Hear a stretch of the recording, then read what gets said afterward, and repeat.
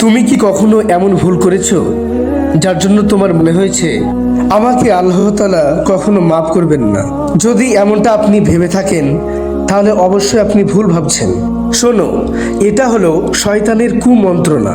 আল্লাহ তাআলা নিজে বলেছেন পবিত্র কোরআনে যে আল্লাহ তাআলা সকল গুনাহ মাফ করে দেয় যদি একবার সে মন থেকে তওবা করে।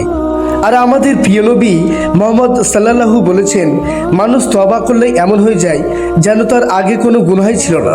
তাই তুমি যত বড়ই পাপ কাজ করো না কেন, আল্লাহর রহমত তার চেয়েও বড়।